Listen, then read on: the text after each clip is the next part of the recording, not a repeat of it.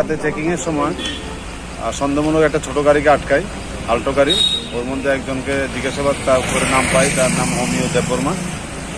সার্চের পরে আমরা এখানে 11টা প্যাকেট শুকনো গাঁজার প্যাকেট উদ্ধার করি। তার ওজন অনুমান 100 কেজি হবে, বাজার মূল্য 10 লাখ টাকা।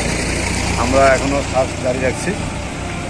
আমরা অ্যাজ এ অপারেশন সঞ্জীবনীর পার্ট হিসেবে আমরা প্রত্যহ এটা করে থাকি, আরও এটা জারি থাকবে। আচ্ছা, কোন জায়গায় ধরা পড়ছে? এটা বেতবাগান নাকা।